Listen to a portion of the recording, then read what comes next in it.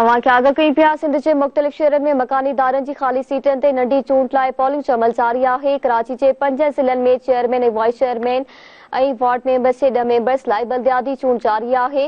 131 polling stations क़ाइमु कई वियूं आहिनि। कशमोर जे 1 ऐं 67 डिवीज़न जी 12 सीटनि मां 6 ते नंढी चूंड लाइ पोलिंग जो अमल जारी आहे।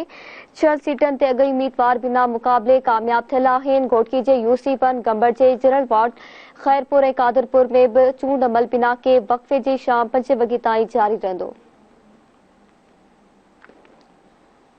इन जा वधीक तफ़सील कंदासीं। Chief reporter Karachi Shabbir Lashari line ते मौजूद आहे। जी शबीर, अवां वधीक आगाह कजो, छा अपडेट्स आहिनि?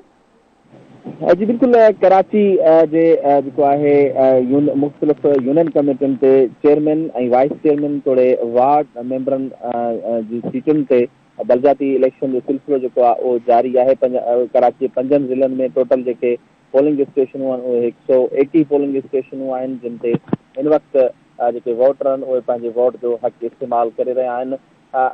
5 ज़िलनि मां 46 जेके पोलिंग स्टेशनूं आहिनि उहे मलीर में, 40 खां वधीक पोलिंग स्टेशन ॾखण में, बाक़ी पोलिंग स्टेशन सेंट्रल ऐं क्यामाड़ी ओभर ज़िलनि में क़ाइमु कयूं वियूं आहिनि। पोलिंग जे हवाले सां सिक्योरिटी जी जॾहिं ॻाल्हि कजे, सिक्योरिटी जा इंतज़ाम इंतहाई सख़्तु कया विया आहिनि। ॾखण ज़िले जी यूसी 13 में जेको आहे दिलचस्प मुक़ाबिलो आहे, जंहिंमें mayor Karachi Murtaza Wahab UC chairman जी सीट ते उम्मीदवार आहे, जॾहिं उन मुक़ाबले में जमायत इस्लामी जो उम्मीदवार नूरुल इस्लाम जेको आहे उहो मैदान ते लथल आहे ऐं हिते ई मुर्तज़ा वहाब जो वोट जी दाख़िल आहे। ॾखण ज़िले जे 2 यूनियन कमेटियुनि जी जेका चूंड थी आहे, उन्हनि में यूसी 12 वोट बेसनि में 14 पोलिंग स्टेशन क़ाइमु कयूं वियूं आहिनि ऐं मर्द वोटरनि जो तइदाद 16,273 आहे, जॾहिं त यूसी में औरत वोटरनि जो अंग जेको आहे 13,376 आहे।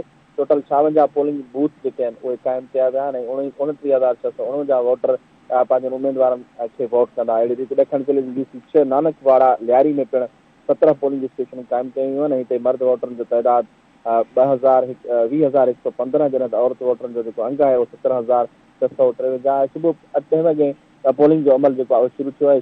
शाम 5 वॻे बिना वक़्फ़े जे जारी रहंदो। जी।